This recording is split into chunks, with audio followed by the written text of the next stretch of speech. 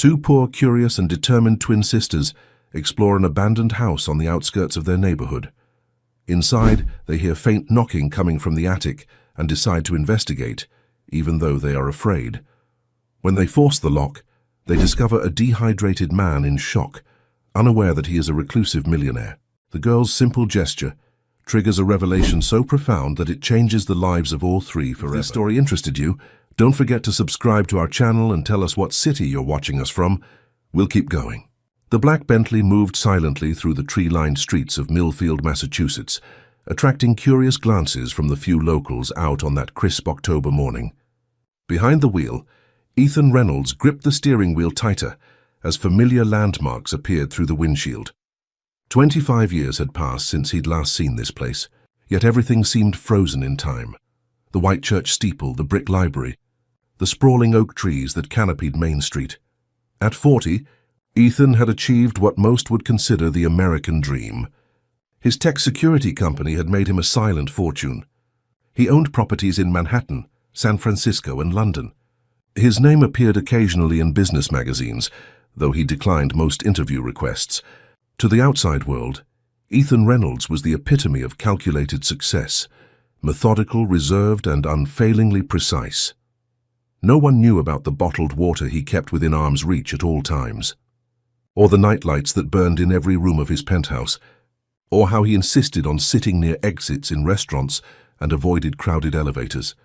These quirks, invisible to his colleagues and associates, were the lingering echoes of a childhood trauma he'd never fully processed. "You've arrived at your destination," announced the navigation system as Ethan pulled up to a wrought iron gate partly obscured by overgrown vegetation.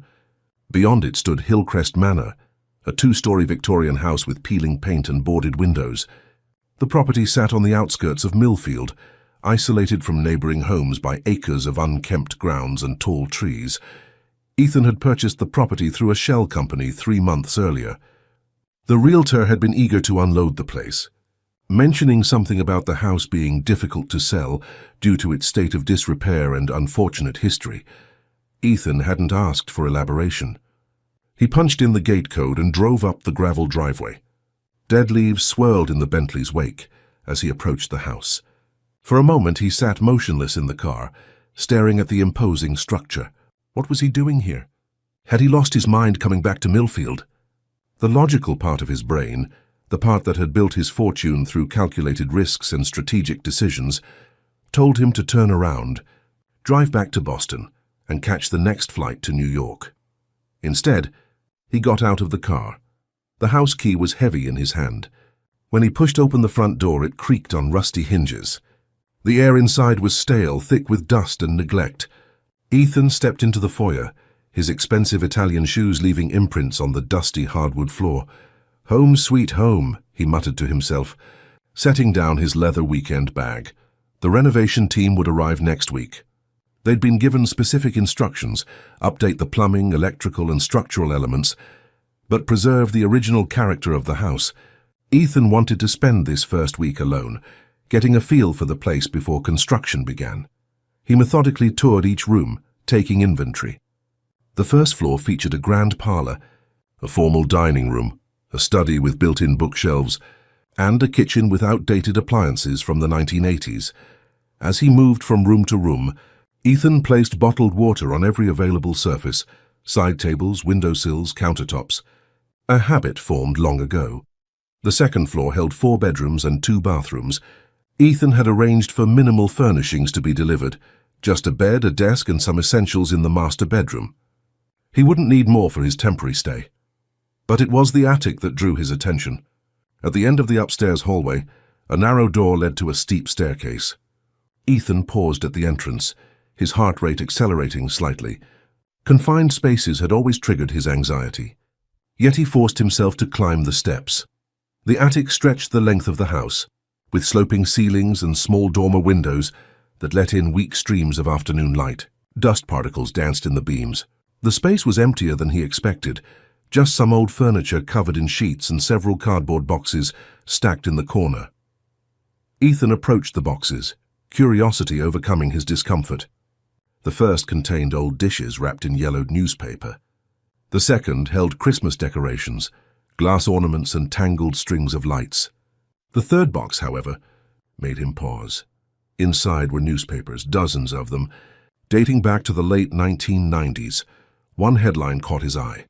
"Local boy missing for 3 days found in abandoned building." His own name was printed in smaller text below. Ethan's hands trembled slightly as he lifted the newspaper. Someone had circled the article with red ink. He hadn't expected to find something so directly connected to his past here. Who had collected these papers? And why were they stored in this house? He noticed something else. Beneath the newspapers was a child's blanket, faded blue with stars on it. Familiar, yet not. Ethan felt a tightness in his chest, the beginning of memories trying to surface.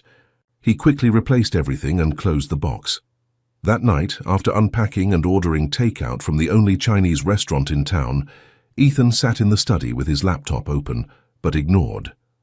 Instead, his attention kept drifting to the ceiling, to the attic above, to the box of newspapers with his name circled in red. He had returned to Millfield with a purpose, to confront the fractured memories of his childhood trauma. At 15, Ethan had disappeared for 3 days. When found, he was locked inside an abandoned building, severely dehydrated and in shock. The circumstances were never fully explained, and his family had quickly moved away from Millfield, burying the incident under layers of silence and denial. The official story was that he had wandered into the building while exploring and accidentally locked himself in. But Ethan's fragmented memories suggested something more deliberate. Someone had put him there, and that someone had wanted him to suffer. For years, therapists had encouraged him to revisit Millfield, to confront his past directly. But Ethan had built his life around avoiding exactly that. Instead, he channeled his energy into creating security systems, as if protecting others could somehow retroactively protect his younger self. The sound of a branch scraping against a window startled him. Ethan looked up, suddenly aware of how dark the house had become. He switched on more lights and checked his watch. Nearly midnight. As he prepared for bed, placing water bottles on both nightstands and turning on every lamp in the bedroom, Ethan wondered if coming back had been a mistake. The box in the attic troubled him. It seemed too coincidental, buying this specific house and finding newspapers about his own trauma. Sleep came fitfully that night. Ethan dreamed of narrow spaces, of darkness, of thirst. He woke several times, reaching automatically for water. Around dawn, he gave up on sleep entirely and went downstairs to make coffee. The morning light transformed the house, making it less foreboding. Ethan took his coffee to the back porch, which overlooked what must have once been an impressive garden. Now it was overgrown with weeds and volunteer saplings. Beyond the garden stood an old gazebo, its white paint peeling but its structure still intact. Something about the gazebo nagged at him. Had he seen it before? Ethan stared at it, trying to connect it to a memory, but nothing came. His phone rang, breaking his concentration. It was his assistant in New York. "Mr. Reynolds, I'm confirming the contractors will arrive next Monday as arranged.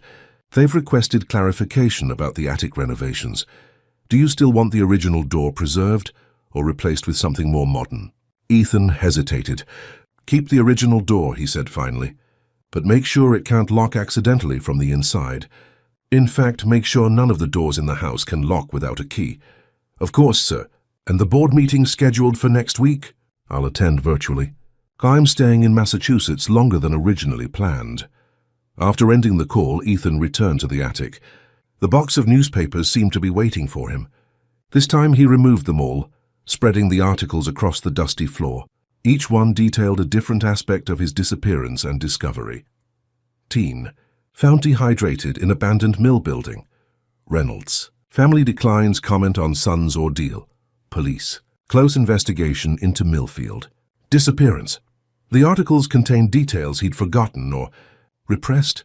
How he was found with a near-empty water bottle clutched in his hand.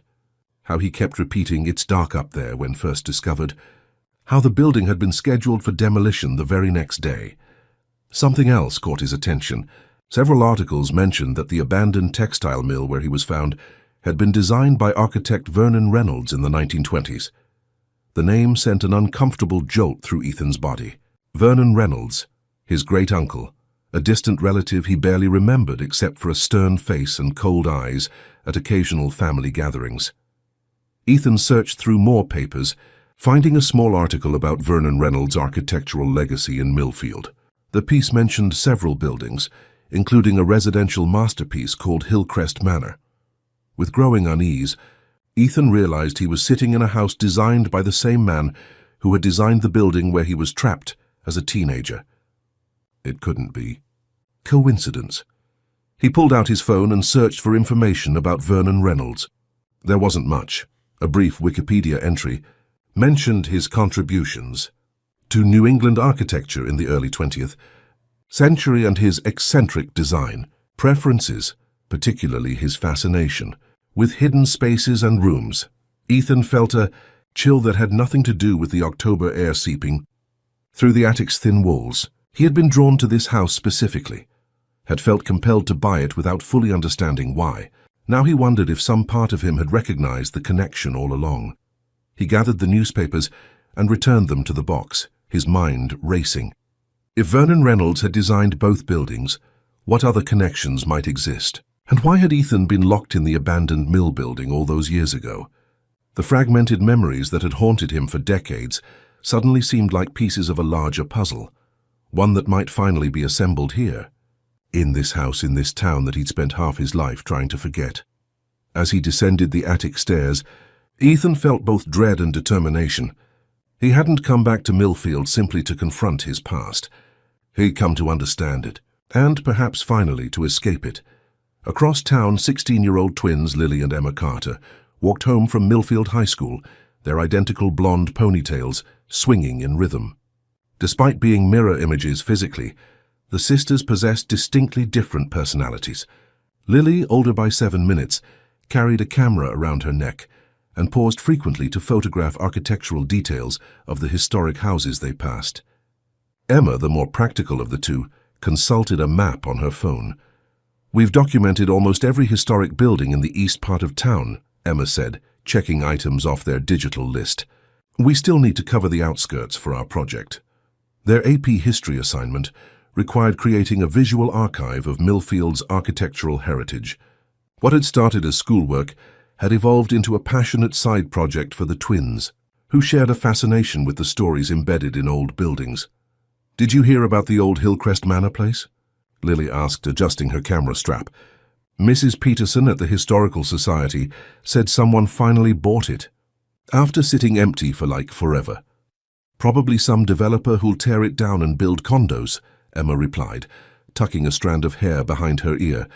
"We should try to photograph it before that happens." "Hillcrest is on my list for this weekend," Lily said.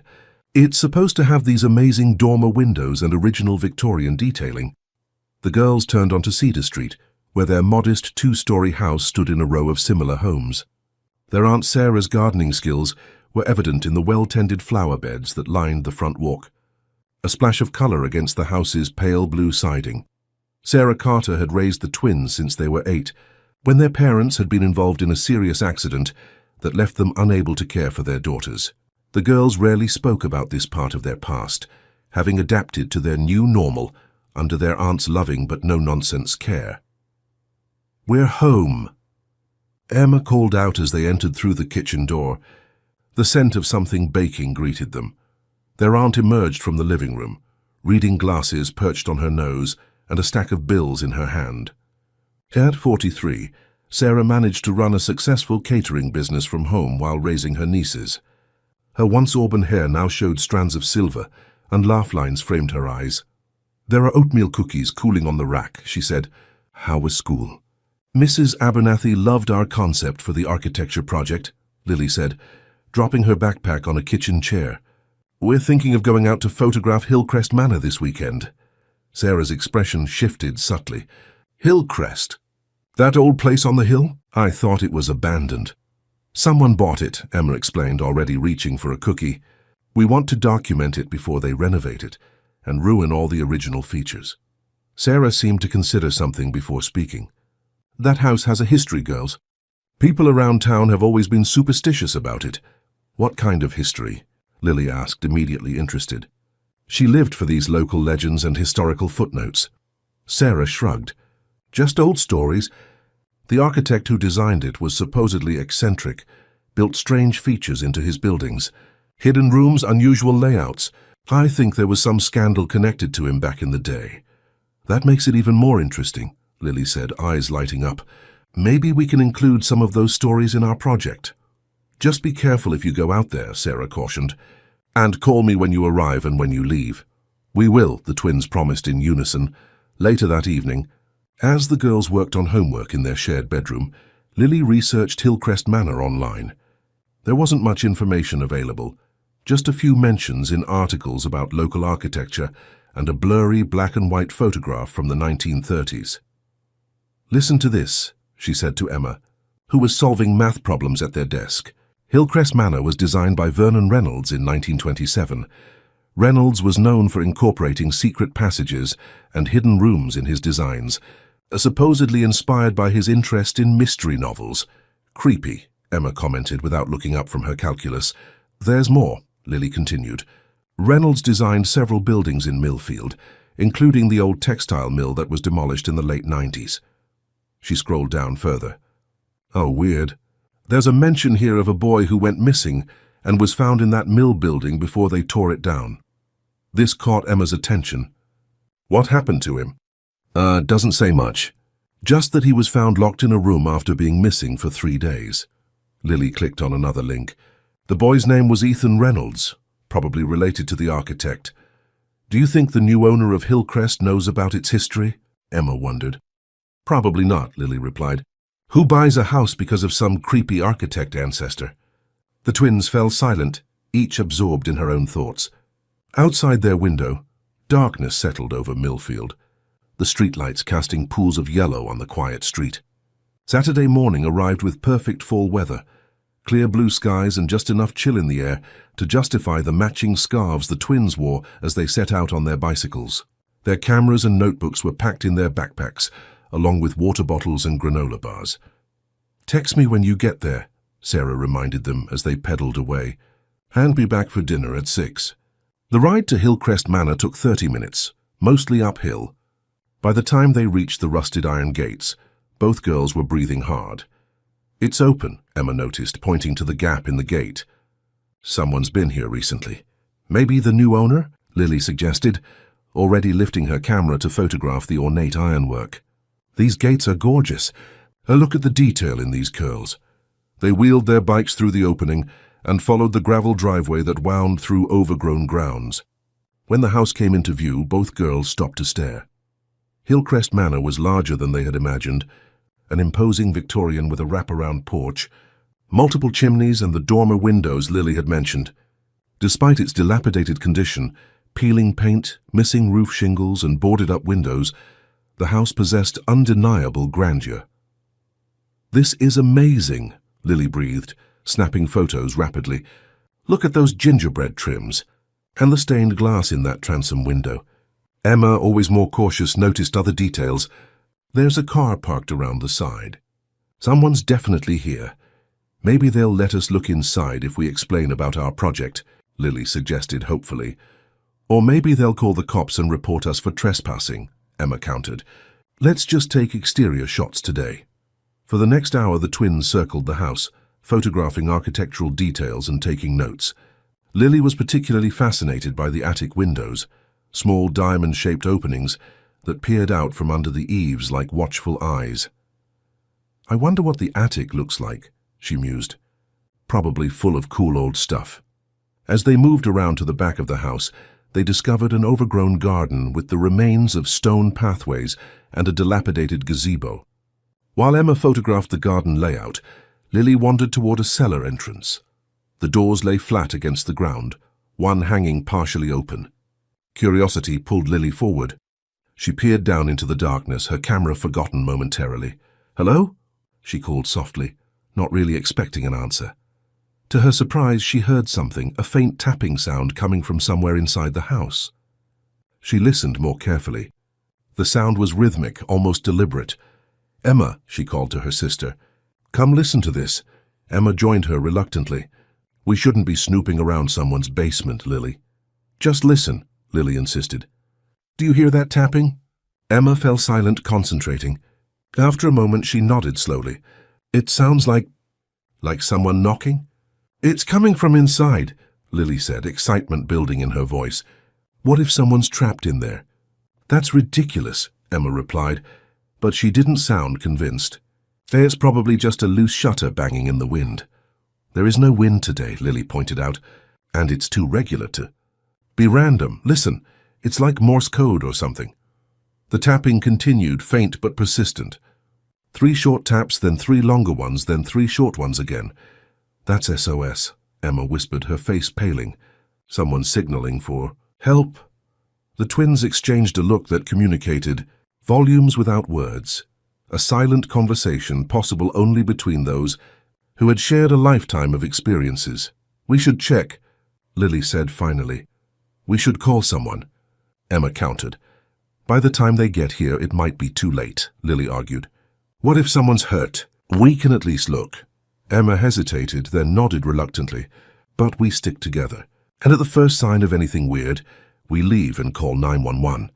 Carefully, they pulled the cellar door fully open. Stone steps descended into darkness. Lily switched on her phone's flashlight and led the way, with Emma close behind.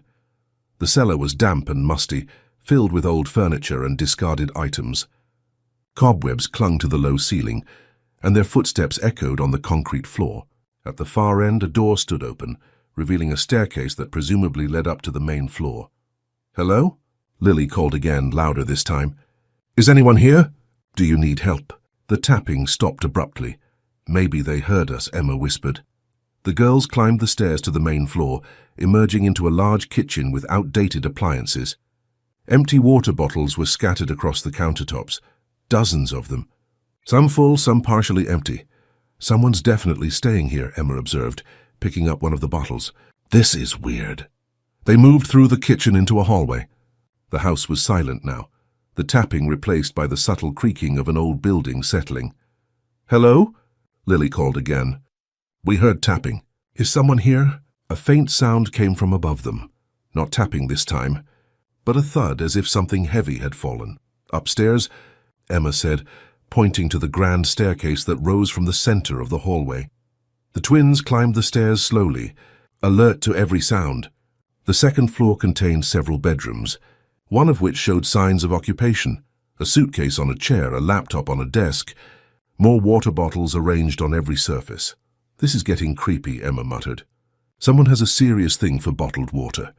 At the end of the hallway, they found a narrow door slightly ajar. Beyond it, another staircase led upward. The attic, Lily whispered. I think the sound came from up there. Emma grabbed her sister's arm. Maybe we should leave and call for help. But Lily was already climbing the stairs, drawn forward by curiosity and concern. Emma followed reluctantly. The attic was darker than the rest of the house, with only thin streams of light entering through small windows. Dust particles danced in the air. At first glance, the space appeared empty, except for some old furniture and boxes. Hello? Lily called, her voice sounding strange in the enclosed space. Is anyone here? A weak thumping came from the far corner of the attic, behind what appeared to be an old wardrobe. The twins approached cautiously. As they drew closer, they could make out a small door in the wall, almost invisible in the dim light. It appeared to be stuck or possibly locked from the outside. Is someone in there? Emma called, pressing her ear to the door. A muffled voice responded, too faint to make out words, but definitely human. We'll get you out, Lily promised, examining the door. A simple latch held it closed, but it seemed to be stuck. She tugged at it with no success. There's an old iron bar over there, Emma said, pointing to a pile of discarded tools in the corner. Maybe we can use it as a lever. Lily retrieved the bar, and together they worked it into the space beside the latch. With a coordinated effort, they pushed, using the bar as a lever. The latch resisted, then suddenly gave way with a crack of splintering wood. The small door swung open, releasing a waft of stale air. Inside the cramped space was a man, disheveled, pale, with several days' growth of beard on his face. His expensive clothes were wrinkled and stained with sweat. Despite his condition, there was something distinguished about his features, something that suggested he didn't belong in this predicament. He blinked at the sudden light, raising a hand to shield his eyes. When he spoke, his voice was hoarse from thirst and disuse. Thank you, he said simply. I thought no one would come. Ethan Reynolds emerged from the small attic room shakily, gratitude and disbelief mingling on his face. The two teenage girls watching him with wide eyes couldn't be more than 16, yet they had managed to free him when no one else had even known he was trapped. "How long were you in there?" asked the girl holding the iron bar, her expression a mixture of concern and fascination. Ethan ran a hand through his disheveled hair, trying to regain his composure. 3 days, I think. Maybe 4. The door jammed when I was exploring the attic. I couldn't get it open from the inside. His voice sounded strange to his own ears, raspy from disuse and dehydration. "We should call an ambulance," the other girl said, already reaching for her phone. "No ambulance," Ethan said quickly. "No hospitals. I just need water." He gestured weakly toward the stairs. "There's plenty downstairs." The girls exchanged a skeptical glance that reminded Ethan of his executive team when they thought he was making a questionable decision. It was strange to see that look on such young faces. "At least let us call our aunt," the first girl suggested. "She can help." Ethan nodded, too exhausted to argue. As they helped him down the attic stairs, his legs nearly buckling beneath him, he realized how fortunate he was that these girls had found him. Another day in that stifling space, with its echoes of his childhood trauma, might have broken something inside him that could never be repaired. In the kitchen, the girl with the camera poured him a glass of tap water while her sister made a phone call in the next room. Ethan drank slowly, fighting the urge to gulp it down. Years of therapy had taught him how to manage the panic that came with thirst, how to remain methodical even when every cell in his body screamed for water. "I'm Lily. By the way," said the girl who had handed him the water, "that's my sister Emma on the phone. We're twins." "Ethan Reynolds," he replied automatically, then paused, wondering if he should have used an alias. But the moment for such precautions had passed. "Reynolds?" Lily's eyes widened. "Like Vernon Reynolds, the architect?" Ethan nodded cautiously. "My great-uncle. You know about him." "We're doing a project on Millfield's historic architecture for school," Lily explained. "Vernon Reynolds is one of the architects we're researching. He designed this house, right?" "Yes," Ethan confirmed, taking another careful sip of water. "Among other buildings in town, including the old textile mill that was torn down in the 90s, Lily added, watching him closely. "Were you the boy who was found there?" The articles we read mentioned an Ethan Reynolds. Ethan felt a chill despite the kitchen's warmth. These girls had somehow connected dots that he himself was still trying to understand. "Yes," he admitted quietly, "that was me." Emma returned to the kitchen, slipping her phone into her pocket. "Aunt Sarah's on her way. She's bringing some food and first aid supplies. She wanted to call an ambulance, but I told her you refused." "Thank you," Ethan said sincerely. "I appreciate the help, but I'd prefer to keep this situation private." "Why were you in that room anyway?" Lily asked, her curiosity evidently overriding her sense of propriety. "I was examining the attic. I recently purchased this house and wanted to explore it thoroughly before renovations begin next week." Ethan shook his head. "Ironic, isn't it? I specifically instructed the contractors to ensure no doors could lock accidentally, yet I managed to get myself trapped before they even arrived." "But why did you buy this house?" Emma pressed, her expression more cautious than her sister's. "Especially if you were trapped in another building designed by Vernon Reynolds when you were younger." The question hung in the air, uncomfortably perceptive. Ethan considered deflecting, but something about these girls, their intelligence, their boldness in entering an abandoned house to help a stranger, made him opt for honesty. "I've been trying to understand what happened to me as a teenager," he explained. "The memories are fragmented. I thought coming back to Millfield might help me piece things together." He gestured around the kitchen. "I didn't know about the connection between this house and the mill building until after I'd purchased it. Finding out was unsettling." The sound of tires on gravel interrupted their conversation. Emma moved to the window. "That's Aunt Sarah," she confirmed. Moments later, a woman in her early 40s entered the kitchen carrying grocery bags. She had auburn hair streaked with silver and shrewd eyes that immediately assessed the situation. Those eyes widened slightly when they landed on Ethan. "You're Ethan Reynolds," she said, recognition clear in her voice. Ethan tried to recall if he'd met this woman before, but came up blank. "Do we know each other?" Sarah set the bags on the counter and began unpacking them with efficient movements. "Not directly, no." I was a senior at Millfield High when you disappeared. Everyone in town knew about it. She paused, glancing at the twins. Girls, there's a first aid kit in the car. Could you get it, please? The twins exchanged a look that suggested they knew they were being dismissed but complied, leaving Ethan alone with their aunt. You came back, Sarah stated once the girls were out of earshot. After all this time. To confront the past, Ethan admitted, though I didn't expect history to repeat itself quite so literally. He gestured toward the ceiling, indicating the attic room. Sarah removed a container of homemade soup from one of the bags and began looking for a pot. The town never forgot, you know. There were rumors for years. What kind of rumors? That it wasn't an accident. That someone had deliberately locked you in that mill building. She found a pot in a cabinet and set it on the stove. Some people said it was part of some cruel family tradition. Others thought it was related to the strange design features Vernon Reynolds built into his buildings. Ethan felt his pulse quicken. Did anyone ever mention a name? Someone who might have been responsible? Sarah hesitated, keeping her back to him as she poured the soup into the pot. There was talk about a relative of yours who still lived in town at the time. Someone who'd worked with Vernon Reynolds. She turned to face him. But it was just gossip. Nothing was ever proven. This relative, Ethan pressed. What was his name? Russell Reynolds. Your father's cousin, I believe. Sarah watched him carefully. He still lives here, you know.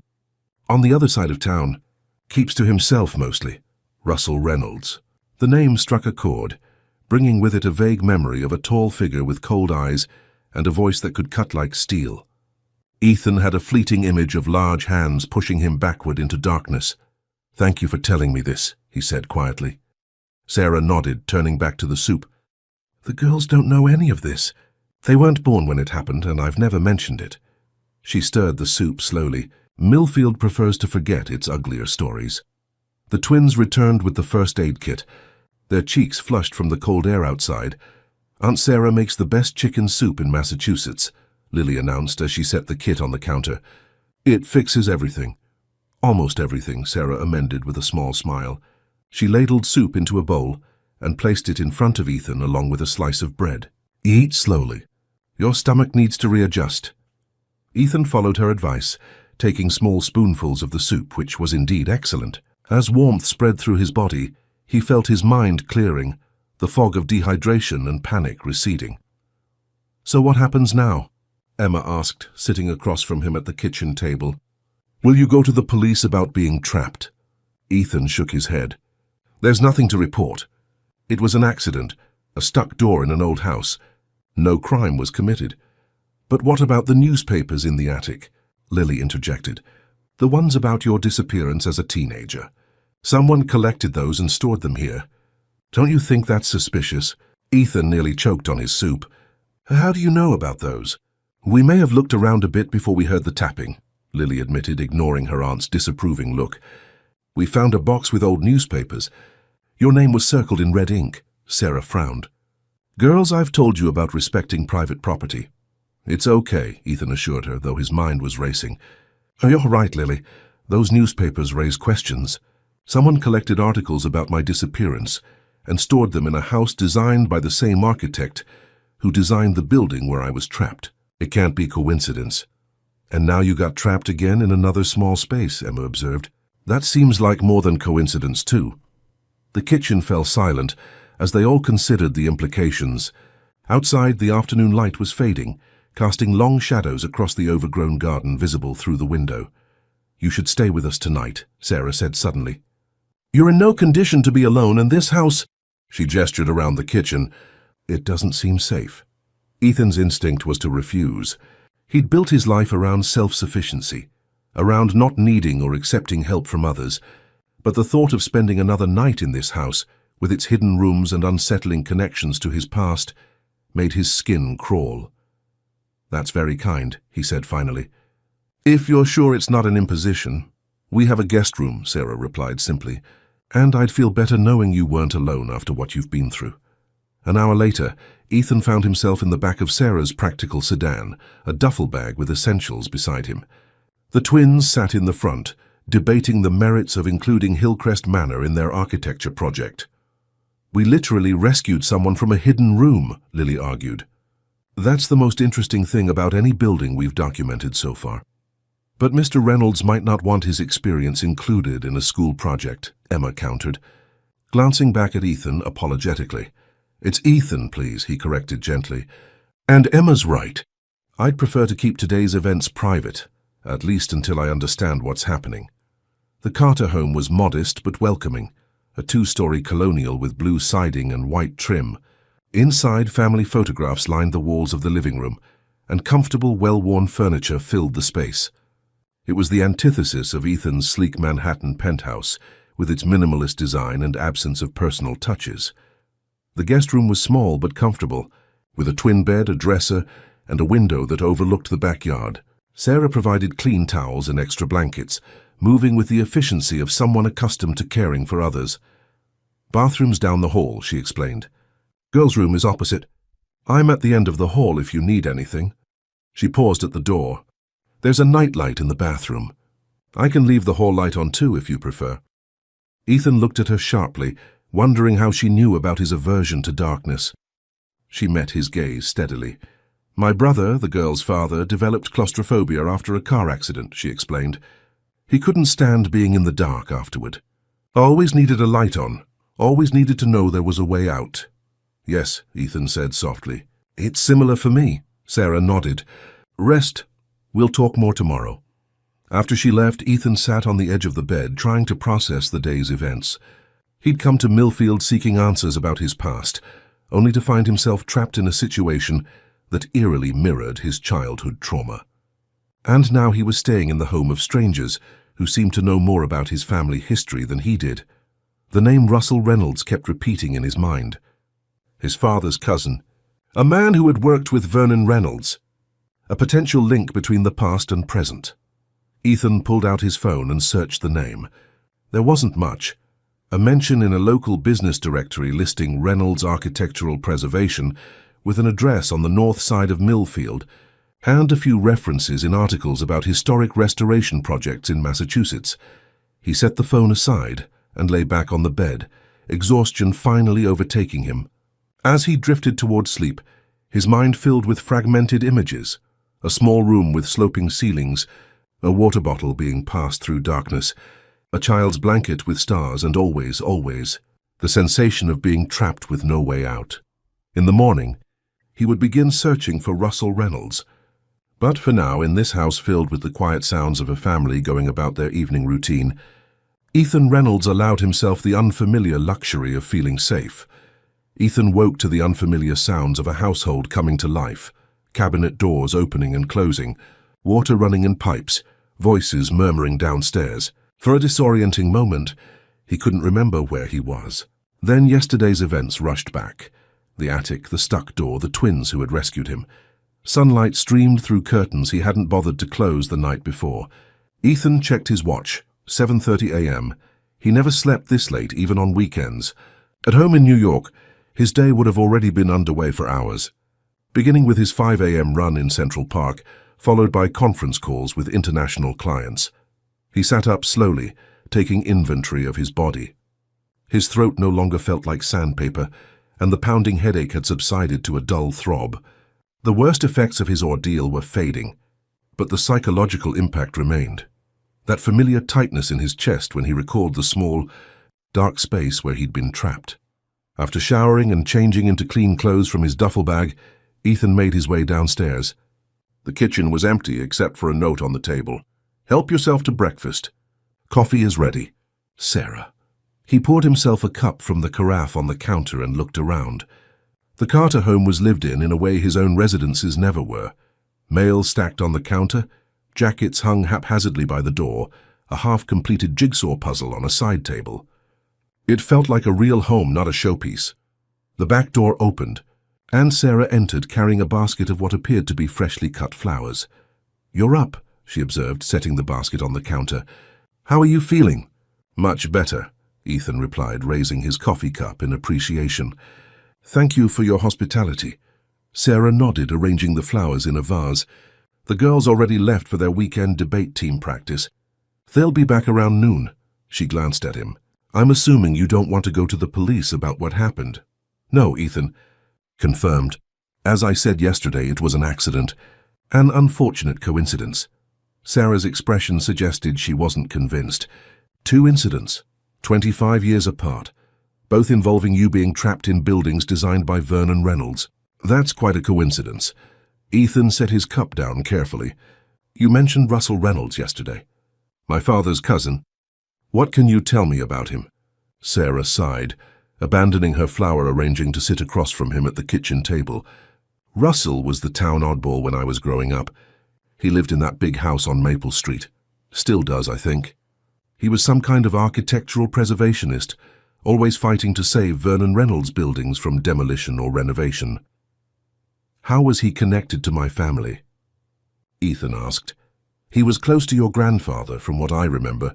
When your family moved away after your incident, Russell stayed. He became even more reclusive after that. Sarah hesitated, then added, there were rumors that he and your father had some kind of falling out before you disappeared. Something about Vernon Reynolds' legacy, and who had the right to control it. Ethan absorbed this information, trying to connect it to his own fragmented memories. I need to speak with him. Be careful, Sarah warned. Russell Reynolds has always been intense about his family's architectural heritage, almost obsessive. Their conversation was interrupted by the doorbell. Sarah rose to answer it, returning moments later with an older man Ethan didn't recognize. He was in his 60s with a weathered face and alert eyes that widened slightly when they landed on Ethan. This is Frank Morris, Sarah introduced. Former detective with the Millfield Police Department. Frank, this is Ethan Reynolds. I know who he is, Frank said, his voice gruff but not unfriendly. Been a long time, son. Ethan stood, shaking the offered hand. Have we met before? I was assigned to your case back in '99, Frank explained. When you were found in the old mill building? I was just starting as a detective then. Frank's retired now, Sarah added, but he still consults occasionally on cold cases. Ethan felt a surge of interest. Here was someone who might have direct knowledge of his past. Do you remember the details of my case? He asked. Frank nodded. Some things you don't forget, even after all these years. I've kept tabs on you, actually. Read about your success in the tech world. Pretty impressive. Sarah called me this morning, Frank continued, accepting the coffee Sarah offered. Told me what happened at Hillcrest Manor. Said you might have questions about the past. Ethan glanced at Sarah, who shrugged. Frank knows more about what happened than anyone else in Millfield. I thought he might be able to help. The official report stated that I wandered into the mill building and accidentally locked myself in, Ethan began cautiously. But that's not what really happened, is it? Frank studied him over the rim of his coffee cup. What do you remember? Not much, Ethan admitted. Fragments, mostly. Being thirsty, the sound of someone walking above me, a small hand passing me a water bottle through darkness. He paused. I've always had the sense that someone put me in that building deliberately, that it wasn't an accident. Frank set his cup down with a sigh. Your parents insisted we classify it as an accident. They refused to consider any other possibility, even when evidence suggested otherwise. What evidence? Ethan demanded. The door to the room where you were found had been secured from the outside, Frank explained. Not just locked, blocked with a piece of lumber wedged against it. And you had bruising on your arms consistent with being forcibly restrained. He paused. There was also the matter of the water bottle. What about it? Ethan asked, leaning forward. You were severely dehydrated when we found you, yet there was a half-empty water bottle in the room. When we tested your blood, we found traces of a mild sedative, the kind that would make a teenager disoriented and compliant. Frank's eyes were steady on Ethan's face. Someone drugged you, took you to that building and locked you in, but your parents refused to pursue an investigation. They moved away less than a month later. Ethan felt as if the floor were tilting beneath him. His suspicions had been correct. It hadn't been an accident. It had been deliberate. But who and why? Russell Reynolds, he said, the name emerging from some deep recess of memory. Was he ever a suspect? Frank and Sarah exchanged a glance. He was, Frank confirmed. Russell had keys to most of Vernon's buildings. He was obsessed with preserving them, would regularly check on them. And there was the family connection. He hesitated. But we never had enough evidence to bring charges. Your parents were adamant about dropping the matter. There's something else you should know, Sarah interjected gently, something that wasn't in the official reports. Ethan looked at her questioningly. You weren't alone in that building, she said. When they found you, there were signs that someone else had been there with you. A child younger than you were. The water bottle, Ethan murmured, a memory surfacing. Someone passed it to me through a small opening between the walls. Frank nodded. Vernon Reynolds was known for building passageways between rooms, service corridors, hidden spaces. The mill building had several. We believe someone, a child, was using those passageways and found you. This person helped me survive, Ethan realized. Brought me water when I was dying of thirst. We never identified them, Frank said. By the time we thought to look, your parents had already shut down the investigation. But whoever it was might have saved your life. Ethan's mind was racing. The small hands in his fragmented memories belonged to a real person, someone who had helped him when he was trapped, possibly at great risk to themselves. I need to speak with Russell Reynolds, he said firmly. Frank frowned. That might not be wise. Russell is unstable, has been for years. He may have answers I need, Ethan insisted. About Vernon, about what happened to me, about this house I've purchased that seems connected to it all. Frank looked as if he wanted to argue, but finally nodded. I'll go with you. Russell knows me, might be more willing to talk if I'm there. But not today. He glanced at his watch. I have a commitment this afternoon. Tomorrow would be better. I'll come as well, Sarah offered. Russell used to frequent my catering business when I first started it. He always seemed to like me, or at least tolerate me. Ethan felt a surge of gratitude toward these virtual strangers who were willing to help him navigate his past. Thank you, he said simply. After Frank left, promising to return the next morning, Sarah busied herself with preparations for a catering job that evening. Ethan offered to help, finding an unexpected peace in the simple tasks of chopping vegetables and arranging appetizers on trays. You're good at that, Sarah observed, as he meticulously garnished a platter of smoked salmon. Most people aren't so precise. Ethan smiled slightly. I find repetitive tasks calming. They help me focus when my mind is racing. They worked in companionable silence for a while before Sarah spoke again. The girls are quite taken with you, you know, especially Lily. She's always been drawn to mysteries and puzzles. They're remarkable young women, Ethan said sincerely. Brave too. Not many teenagers would enter an abandoned house to help a stranger. They've had to be brave, Sarah said, her expression softening. Their parents, my brother and his wife, were in a serious car accident when the girls were 8. Thomas, my brother, suffered a traumatic brain injury. His wife, Catherine, was paralyzed from the waist down. They're in a specialized care facility in Boston now. She paused. The girls visit them monthly, but it's been hard. They've had to grow up quickly. You've done an amazing job with them, Ethan observed. Sarah smiled faintly.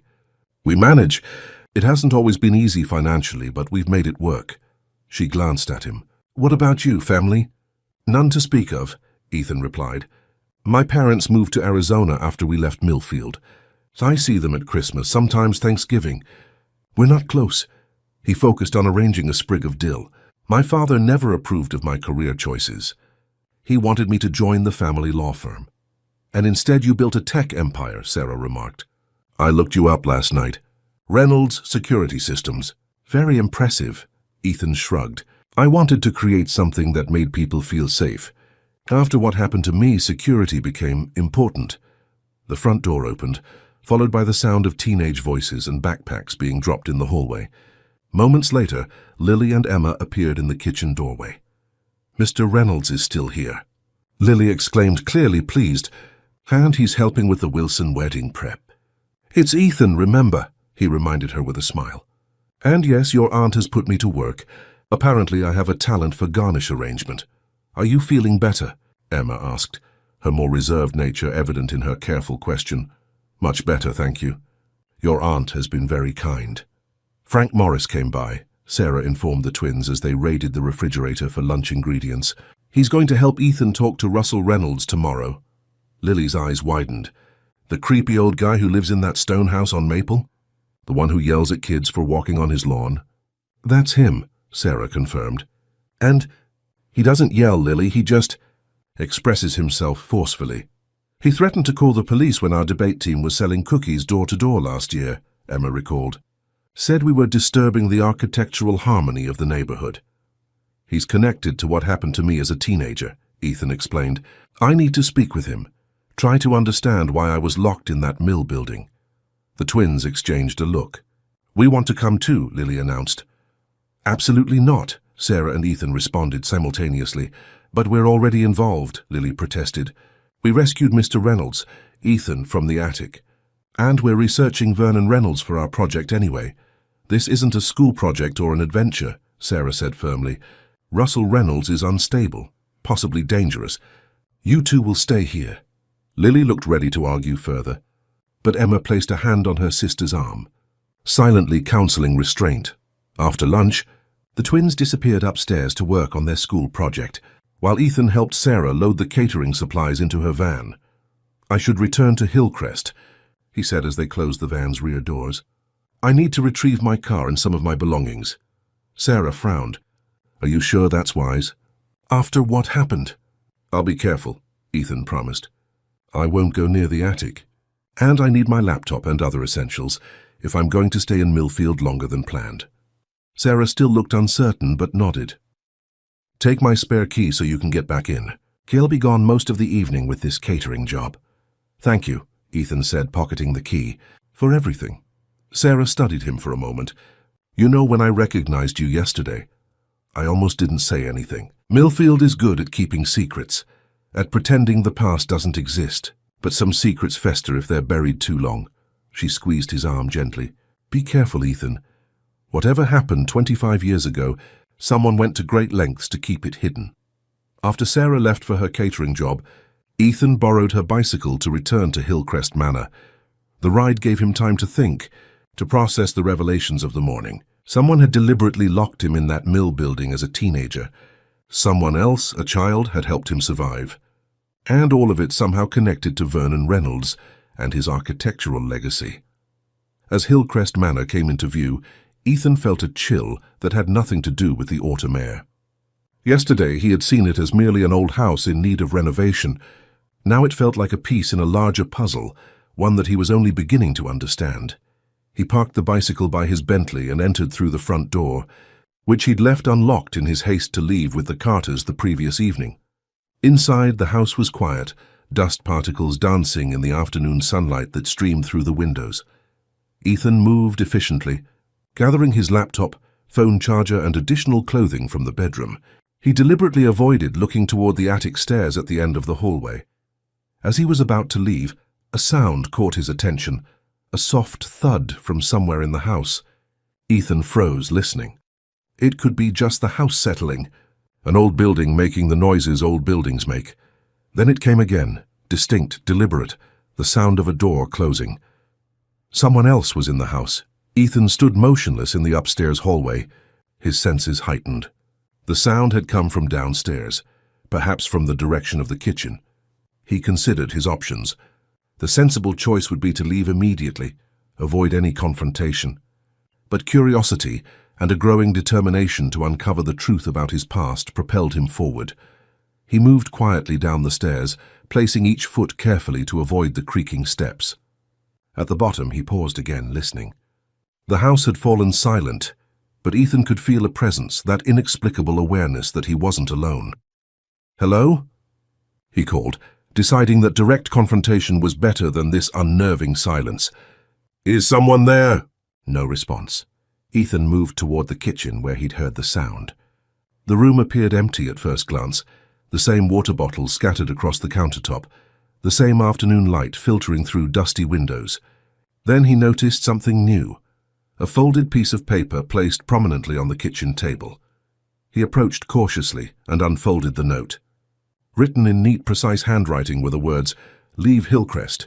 Leave Millfield. The past should stay buried." A chill ran through Ethan. The note confirmed his suspicions. Someone didn't want him investigating his past. Someone who had access to this house, who perhaps knew about the newspapers in the attic, who might even have been responsible for the door jamming and trapping him. The sound of a car starting outside pulled him from these thoughts. Ethan rushed to the window in time to see an older model sedan pulling away from the house, moving too quickly for him to make out the license plate or the driver. With a growing sense of unease, Ethan gathered his belongings and left the house, locking the door behind him. The note he carefully placed in his pocket, evidence that his presence in Millfield had not gone unnoticed. The ride back to the Carter home was tense, Ethan constantly checking over his shoulder for signs of the sedan. By the time he arrived, the twins were sitting on the front porch engrossed in their laptops. "You're back," Lily exclaimed, looking up. "Did you get what you needed from Hillcrest?" "And more," Ethan replied cryptically, parking the bicycle. "Is your aunt still at her catering job?" Emma nodded. "She won't be back until late. We were just researching Vernon Reynolds for our project." She hesitated. "Actually, we found something interesting you might want to see." Ethan followed the girls into the house, his curiosity piqued. In the living room, Lily opened her laptop and pulled up a scan of an old architectural journal. "This is from 1928, she explained. "It's an interview with Vernon Reynolds about his design philosophy. Listen to this part," she read aloud. "Architecture should challenge the inhabitant, not merely shelter them. I design spaces that require engagement, that force confrontation with one's surroundings. My most successful buildings are those where inhabitants must solve the building itself, navigate its complexities, discover its secrets. This is why I incorporate what some call puzzling elements, rooms that connect in unexpected ways, passages that appear when needed, spaces that reveal themselves only to the observant." He designed buildings as puzzles. Ethan murmured, the implications sinking in. "There's more," Emma said, turning her own laptop toward him. "We found records of a private journal Vernon kept, mentioned in several academic papers about his work. According to these sources, Vernon designed certain buildings with what he called test spaces, rooms designed to elicit specific psychological responses." "What kind of responses?" Ethan asked, though he suspected he already knew. "Mostly related to problem-solving under duress," Lily answered. "The papers are vague about details, but they mention that Vernon believed in architectural trials that would reveal a person's true character." "Trials," Ethan repeated, the word sending another chill through him. "Like locking someone in a confined space to see how they react." The twins exchanged a look. "That's what we were thinking," Emma admitted. "But here's where it gets really interesting. Vernon's journal apparently contained detailed notes about which family members he had subjected to these trials and how they performed." "Family members?" Ethan's voice rose sharply. "He experimented on his own family?" "According to these academic sources, yes," Lily confirmed. "But the actual journal has been missing for decades. The last person known to have possession of it was Russell Reynolds," Ethan guessed. Emma nodded. "How did you know?" "It fits the pattern," Ethan said grimly. "Russell was obsessed with preserving Vernon's architectural legacy. He would have wanted to protect the journal as well." Lily closed her laptop. "Do you think what happened to you, both as a teenager and yesterday in the attic, might have been some kind of architectural trial inspired by Vernon's ideas?" Before Ethan could respond, his phone rang. The caller ID showed an unfamiliar local number. He answered cautiously. "Mr. Reynolds." The voice was unfamiliar, elderly but strong. "This is Russell Reynolds. I understand you've been asking about me." Ethan's grip on the phone tightened. "How did you get this number?" "Millfield is a small town, Mr. Reynolds. Information flows freely to those who know how to listen." A pause. "I hear you purchased Hillcrest Manor. An interesting choice given your history with Vernon's buildings." "That's what I'd like to discuss with you," Ethan replied, keeping his voice steady. "Our shared family history. Vernon's designs. What happened to me in the mill building?" Another pause, longer this time. "Perhaps we should meet. There are things you should understand about your family's legacy. Things that can't be explained over the phone." "When and where?" Ethan asked, ignoring the twins' wide-eyed stares. "My home. Tomorrow morning, 11 o'clock. Come alone." "I'd prefer to bring Detective Morris with me," Ethan countered, remembering Frank's warning about Russell's instability. A dry chuckle came through the line. "Frank Morris has his own biases, but very well, bring him if it makes you comfortable." 11 o'clock. "Don't be late." The line went dead. Ethan lowered the phone slowly. "That was Russell Reynolds. He wants to meet tomorrow." "You're not actually going, are you?" Emma asked, concern evident in her voice. "I have to," Ethan replied. "He may have answers I need. About Vernon, about what happened to me. But what if he's dangerous? Lily pressed. What if he's the one who left that note at Hillcrest? Ethan had been so absorbed in the call that he'd forgotten to mention the note. He pulled it from his pocket and showed it to the twins. Someone was in the house when I went back. They left this. The girls examined the note, their expressions growing more serious. The past should stay buried, Emma read aloud. That's definitely a threat. All the more reason to speak with Russell, Ethan said. Detective Morris will be with me. I'll be safe. The front door opened and all three turned to see Sarah entering, looking tired but satisfied after her catering job. Successful evening? Ethan asked, quickly pocketing the note before she could see it. Very, Sarah confirmed, setting down her purse. The Wilsons were pleased and I got 2 more bookings from guests at the wedding. She studied their faces. Why do you all look so serious?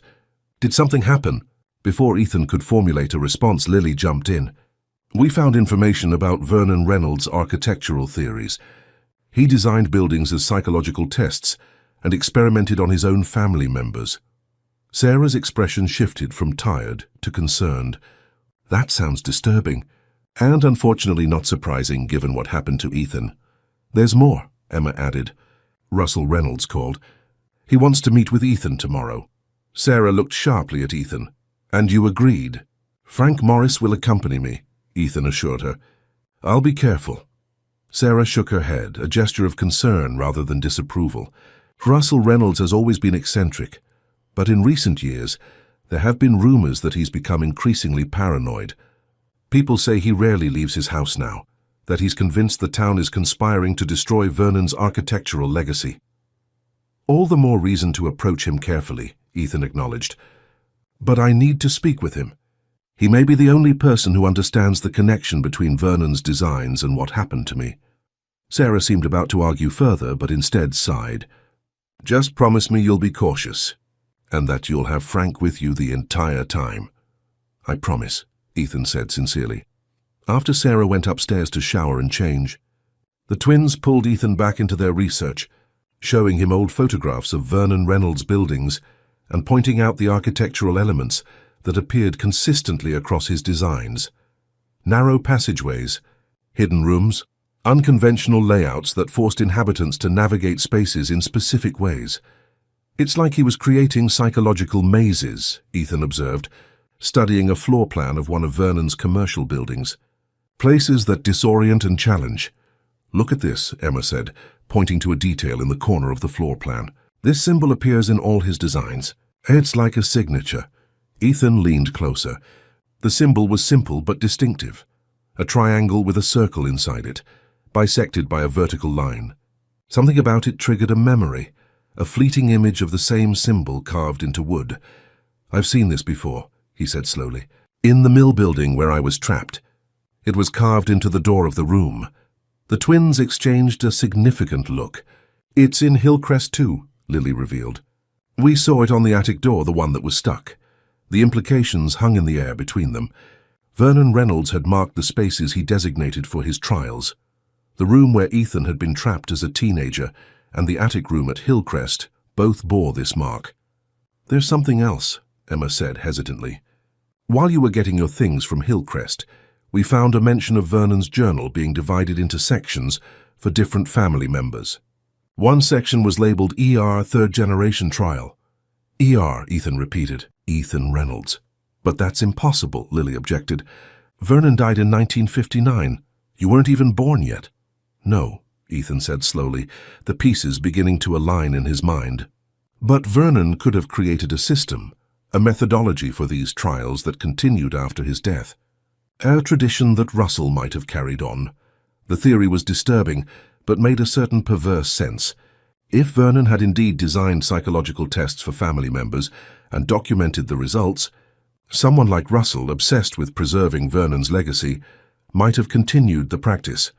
We need to see Vernon's journal, Ethan decided. If Russell has it, we need to convince him to share it. Or find it ourselves, Lily suggested, her expression brightening with the thrill of investigation. Lily, Emma cautioned, we can't just break into Russell Reynolds' house looking for a journal. No one's breaking into anywhere, Ethan said firmly. I'll speak with Russell tomorrow with Detective Morris present. If the journal exists and contains information about what happened to me, I'll find a way to access it legally. That evening after dinner, Ethan sat on the guest room bed, reviewing the information the twins had uncovered. The pieces were starting to form a pattern. Vernon's architectural trials, Russell's obsession with preserving that legacy, Ethan's own experiences in two different Reynolds-designed buildings. But there were still missing elements. Who had helped him survive in the mill building by passing water through the wall? Why had his parents so adamantly refused to investigate what happened? And who had left the threatening note at Hillcrest? Ethan's phone chimed with a text message from Frank Morris. Confirmed for tomorrow, 10:30 a.m. We'll pick you up at the Carter house. Be prepared. Russell can be difficult. Another chime followed almost immediately. This one from his assistant in New York. Contractors confirmed for Monday at Hillcrest Manor. Architect requesting final approval on attic renovation plans. Please advise. The mundane business message seemed almost comical in contrast to the mysteries Ethan was unraveling. He quickly responded to his assistant, instructing her to delay the renovations by 2 weeks. He needed more time in Millfield, more time to understand what had happened to him and why. A soft knock at his door interrupted his thoughts. He opened it to find Sarah holding a cup of tea. "Thought you might want this," she said, offering the cup. "Helps with sleep." "Thank you," Ethan said, accepting it gratefully. "I could use some good sleep before tomorrow's meeting." Sarah lingered in the doorway. "The girls told me about Vernon Reynolds' architectural trials, about the symbol on the doors where you were trapped." Ethan nodded. "It seems Vernon had some unusual ideas about testing family members through architecture. Ideas that Russell may have continued. It's twisted," Sarah said bluntly. "Using buildings to traumatize people, especially family members." "I'm hoping Russell can explain the purpose behind it," Ethan replied. "If it was some misguided family tradition, or something more sinister." Sarah studied him for a moment. "You know, when the girls first told me they'd found you trapped in Hillcrest's attic, I had the strangest feeling of déjà vu. Not about you specifically, but about the situation." She hesitated. "My brother, the girl's father, used to talk about a friend he had in high school who disappeared for several days and was found in an abandoned building. I wonder now if he was talking about you." Ethan felt a jolt of recognition. "Thomas Carter. Was that your brother's name?" Sarah nodded. "Yes, he was a few years older than you, I believe." A memory surfaced. A tall, friendly teenager who had sometimes included Ethan in games, despite their age difference. "I remember him," Ethan said softly. "He was kind to me. One of the few older kids who was." "That sounds like Thomas," Sarah said with a sad smile. "Always looking out for the younger ones." She straightened, her expression becoming more businesslike. "Get some rest, Ethan. Tomorrow will be challenging, I expect." After Sarah left, Ethan sipped the tea, his mind turning over this new connection. Thomas Carter had been at Millfield High when Ethan disappeared. Could he have known something about what happened? Had he shared that knowledge with his daughters? The coincidences were piling up, becoming too numerous to dismiss. The Carter twins rescuing him from Hillcrest's attic seemed less like chance and more like some cosmic symmetry, a pattern repeating across time. As Ethan finally drifted towards sleep, one question persisted. Was history simply repeating itself, or was someone deliberately recreating the events of 25 years ago? And if so, to what end? Outside, a light rain began to fall, tapping gently against the window. In the darkness of the guest room, Ethan Reynolds dreamed of narrow spaces, hidden doorways and a triangle with a circle inside it, bisected by a line, the mark of Vernon Reynolds' architectural trials that had somehow, across decades, claimed him as their subject. Cedar Grove Assisted Living was a sprawling one-story building on the north side of Millfield, its brick exterior partially obscured by well-tended gardens and mature trees. Ethan arrived in a taxi, having called for one as soon as he left Russell's property. The 20-minute ride had felt interminable, his anxiety mounting with each passing minute. He tried Sarah's phone twice more during the journey, but both calls went to voicemail. Logic told him there was likely a benign explanation. Perhaps Cedar Grove had a policy against cell phones. Or maybe Sarah had simply turned hers off during their visit with Sullivan. Yet Russell's cryptic warning about Howard being unpredictable and committed to Vernon's legacy had triggered Ethan's protective instincts. The taxi had barely stopped when Ethan jumped out, hastily paying the driver before hurrying toward the main entrance. The lobby of Cedar Grove was bright and cheerful, with comfortable seating areas and large windows overlooking an interior courtyard. A receptionist looked up as Ethan approached, her practiced smile suggesting she was accustomed to anxious visitors. "May I help you?" she asked. "I'm looking for some visitors who came to see Howard Sullivan," Ethan explained, trying to keep his voice calm and professional. "A woman and 2 teenage girls, Sarah Carter and her nieces." The receptionist consulted her computer. "Yes, they signed in about an hour ago. Mr. Sullivan is in the East Wing, room 137. "Thank you," Ethan said, already moving toward the corridor she had indicated. "I'll just join them, if that's all right." "Of course. Visitors are always welcome at Cedar Grove," she called after him. But Ethan was already halfway down the hall, following signs toward the East Wing. The facility was clean and well-maintained, with none of the institutional atmosphere he had half expected. Residents moved through the hallways or sat in small lounges, some chatting with visitors, others engaged in various activities. Under different circumstances, Ethan might have appreciated the dignified environment Cedar Grove provided for its elderly residents. Now he barely registered his surroundings, focused solely on finding Sarah and the twins. Room 137 had a small nameplate beside the door, Howard Sullivan. The door stood partially open, and as Ethan approached, he heard voices from within. Sarah's measured tones, one of the twins asking a question, and an elderly man's response. The words indistinct, but the voice surprisingly strong for someone in his 90s. Ethan paused outside the door, relief washing over him. They were fine. His anxiety had been unwarranted. Russell's warning perhaps an attempt to disturb him, or distract him from pursuing further information. He was about to knock when Howard Sullivan's voice became clearer, the words stopping Ethan cold. "Vernon's trials were necessary, you see. Architecture isn't just about buildings, it's about shaping human experience, human consciousness. The trials were designed to identify those with the sensitivity to perceive architecture's deeper purpose."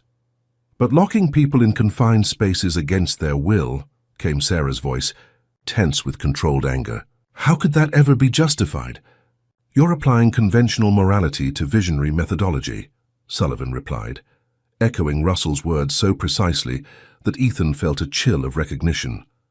Vernon understood that transformation requires discomfort, that growth emerges from challenge. "That's what Russell says too," Lily's voice now, "but it sounds like excuses for cruelty." A dry chuckle from Sullivan. "Russell is a competent caretaker of Vernon's legacy, but he never fully understood the deeper purpose. He maintains the form without comprehending the essence." "What deeper purpose?" Emma asked, her tone careful, probing. Vernon believed that architecture could transcend physical limitations, that certain spatial configurations could alter human consciousness itself, Sullivan explained, his voice taking on the quality of a lecturer. The trials weren't merely tests of resilience or sensitivity. They were attempts to induce specific psychological states, to prepare subjects for architectural enlightenment. Enlightenment through trauma. Sarah's skepticism was evident. Transformation through controlled crisis, Sullivan corrected. Vernon discovered that certain spatial experiences, under specific conditions of isolation and sensory limitation, could trigger what he called architectural awakening, a heightened state of spatial awareness that bordered on the extrasensory. Ethan felt as if the floor were tilting beneath him. This went beyond Russell's explanation of architectural sensitivity into something more disturbing, more cult-like in its implications. "And you helped design these trial spaces?" Lily asked. "I refined Vernon's concepts, yes," Sullivan acknowledged, pride evident in his voice. "Vernon had the vision, but I developed the practical applications, the precise dimensions that induced claustrophobic response without panic, the subtle geometric asymmetries that disorient without causing nausea, the lighting conditions that alter perception of time." "You designed psychological torture chambers," Sarah said flatly. "I designed transformational spaces," Sullivan countered. Each trial room was calibrated to the subject's psychological profile, their specific fears and resistances. "Your young friend Ethan, for instance, His trial space in the mill building was designed to address his particular psychological barriers, his resistance to embracing his architectural inheritance. Ethan had heard enough. He pushed the door open and stepped into the room. "And did my trial space work as designed, Mr. Sullivan?" he asked, his voice steady despite the anger coursing through him. Howard Sullivan sat in an armchair by the window, thin and frail-looking in a cardigan sweater, but with alert eyes that showed no sign of the confusion Russell had mentioned. Sarah and the twins turned at Ethan's entrance, surprise and relief crossing their faces. "Ethan," Sullivan said, studying him with obvious interest, "after all these years, I wondered if you might find your way back to Millfield eventually." He gestured to a vacant chair. "Please, join us. We were just discussing Vernon's methodology." "I heard," Ethan replied, remaining standing. "So you were explaining how you designed spaces specifically to traumatize people for their own enlightenment." Sullivan sighed. "Your perspective is understandably colored by your experience. But consider the results. You emerged from your trial with enhanced spatial awareness, with architectural sensitivity that later translated into innovative security system designs. Vernon's methodology worked exactly as intended in your case." "I succeeded despite what was done to me, not because of it," Ethan countered. "And nothing, no architectural awakening or enhanced sensitivity, could justify subjecting a 15-year-old to that kind of experience." "Yet here you are," Sullivan observed, a slight smile playing at his lips, "drawn back to Millfield, to Hillcrest Manor, another of Vernon's trial buildings, back to the source of your transformation. Doesn't that suggest that some part of you recognized the value of what occurred, sought to reconnect with that experience?" "I came back to understand what happened to me," Ethan said firmly. "To confront my trauma, not to celebrate it." "Understanding is the first step toward acceptance," Sullivan replied, unperturbed. "You may reject Vernon's methods now, but you cannot deny their effectiveness. Your company, Reynolds Security Systems, applies principles of architectural psychology that echo Vernon's insights, spaces designed to influence behavior, to create specific emotional responses, to guide movement through subtle environmental cues." Sarah stood, placing herself between Sullivan and the twins in a protective gesture that did not go unnoticed by Ethan. "We should go," she said. "We've learned what we came to find out." Sullivan's gaze shifted to her, his expression softening. "Sarah Carter, you've grown into a remarkable woman. I remember you as a child, visiting Russell that summer. You were always curious, always exploring. Vernon would have seen potential in you, I think." "I'm grateful I was spared his attention," Sarah replied coldly. "Yet you intervened in young Ethan's trial," Sullivan noted. "Found him through the passages I designed, brought him water when the protocol specified isolation. That took courage and architectural sensitivity of your own. Navigating spaces few would even notice, understanding intuitively how the building was constructed." "It took basic human decency," Sarah corrected, "something Vernon's methodology seems to have lacked entirely." Sullivan shrugged, unbothered by her criticism. Conventional morality is often at odds with visionary insight. Vernon understood this, accepted the disapproval of the uninitiated as the price of innovation. "Did you leave the note at Hillcrest?" Ethan asked abruptly. "The warning to leave Millfield, to let the past stay buried?" Sullivan's eyebrows rose in what appeared to be genuine surprise. "A note? No, I rarely leave Cedar Grove these days. My architectural explorations are primarily theoretical now." He studied Ethan with renewed interest. "Someone warned you away." "How intriguing! Perhaps Vernon's legacy has more active caretakers than I realized." "Russell mentioned you might be confused some days," Ethan said carefully, "having memory issues." A sharp laugh escaped Sullivan. "Russell finds it convenient to characterize me as declining mentally. It allows him to position himself as the primary authority on Vernon's work." He tapped his temple. "My mind remains quite intact, especially regarding Vernon's architectural theories. If anything, age has brought greater clarity, greater understanding of what Vernon was attempting to achieve." "And what was that exactly?" Ethan pressed, sensing that Sullivan might reveal more than Russell had been willing to. "Nothing less than the transformation of human consciousness through architectural experience," Sullivan replied, his eyes brightening with enthusiasm. Vernon believed that specific spatial configurations, experienced under controlled conditions, could alter neural pathways, creating new modes of perception and understanding. The trials were merely the first phase of a more ambitious program. What program?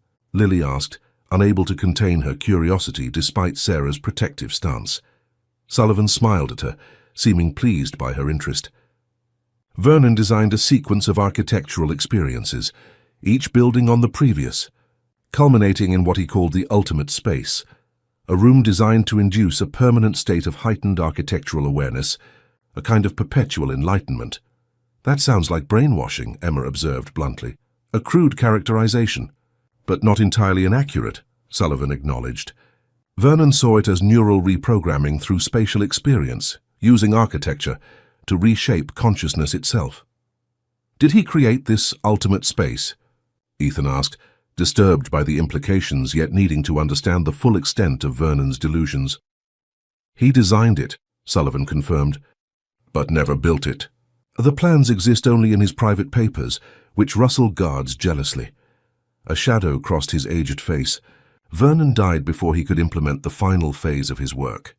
Her great loss to architectural innovation. A fortunate escape for potential victims, Sarah countered. Sullivan waved a dismissive hand. Victims, subjects, initiates, terminology changes nothing about the fundamental value of Vernon's insights. Architecture shapes human experience more profoundly than most realize. Vernon simply made that influence explicit, intentional. Did you know about the trap mechanism in Hillcrest's attic? Ethan asked. The one that nearly killed me a few days ago. Sullivan nodded. I designed it myself, based on Vernon's specifications. A self-activating door mechanism triggered by pressure on specific floor sections. He frowned slightly. Though it should have been deactivated decades ago, when the house was sold outside the family. Russell was supposed to ensure that all trial spaces were rendered safe when Reynolds' properties changed hands. Well, he didn't, Ethan said grimly. The mechanism was still very much functional when I stepped into that attic room. Interesting, Sullivan murmured, more to himself than to his visitors. Russell has always been meticulous about maintaining Vernon's buildings according to protocol. An oversight seems uncharacteristic. Unless it wasn't an oversight, Sarah suggested. Unless someone deliberately ensured the mechanism remained active, knowing Ethan had purchased the house. Sullivan's gaze sharpened. An intriguing theory. It would require specific knowledge of Vernon's systems, access to Hillcrest before Ethan's arrival, and a motive for wanting him to experience another trial. Russell has the knowledge and could have accessed the house before I moved in, Ethan pointed out. And he believes in Vernon's methodology, in the value of these trials. Russell maintains Vernon's legacy, yes, Sullivan agreed, but he follows protocols precisely. Reactivating a trial mechanism without documentation, without supervision, that would be a significant deviation from Vernon's methodology. Then who? Sarah pressed. Who else would have both the knowledge and the motivation? Sullivan's expression became thoughtful. Knowledge of Vernon's systems is limited to a small circle. Myself, Russell, perhaps a few others who studied Vernon's work closely. As for motivation, he looked directly at Ethan. Who benefits from your continued connection to Vernon's architectural legacy? Who might want to ensure you remain engaged with your Reynolds inheritance? A chilling possibility formed in Ethan's mind. My father, he said quietly. James Reynolds. Sullivan nodded slowly. James was always deeply invested in Vernon's work, in maintaining the family tradition. He personally oversaw your trial at the Mill building, monitored your responses, documented your progress according to Vernon's criteria. But he's in Arizona, Sarah objected. He hasn't been back to Millfield in decades, according to Russell. Russell doesn't know everything, Sullivan replied. James visited me here at Cedar Grove 6 months ago. He was interested in Vernon's trial spaces, in which ones remained active in Millfield. The revelation hit Ethan like a physical blow. His father had been in Millfield recently, had specifically inquired about Vernon's trial spaces. The timing aligned perfectly with Ethan's decision to purchase property in town, suggesting James had somehow known about Ethan's plans to return. He asked about Hillcrest specifically, Sullivan continued, confirming Ethan's suspicions. Wanted to know if the attic mechanism was still functional, if the observation systems were still in place. Observation systems, Sarah echoed, alarmed. Vernon built monitoring capabilities into all his trial spaces, Sullivan explained. Hidden cameras, one-way viewing panels, audio recording systems. The trials were meant to be documented, after all. Ethan felt physically ill. Are you saying someone could have been watching me in that attic? Recording my experience? Sullivan nodded. If the observation systems were still active, yes. The control point for Hillcrest would be in the east wall of the basement, a hidden room accessible through what appears to be a storage closet. We need to go, Ethan said urgently, turning to Sarah and the twins. Now, Sullivan watched them with interest. You're going to check the observation room at Hillcrest, he surmised. A wise decision. If someone has been monitoring you, evidence might remain. Thank you for your candor, Mr. Sullivan, Ethan said stiffly. One moment, Ethan, Sullivan called as they turned to leave. There's something you should know about Vernon's journals. The one Russell showed you isn't the complete record. Ethan paused. What do you mean? Vernon maintained 2 sets of journals, Sullivan explained.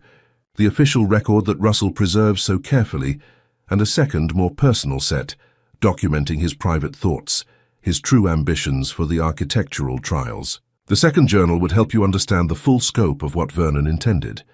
And where is this second journal? Ethan asked. A sly smile crossed Sullivan's weathered face.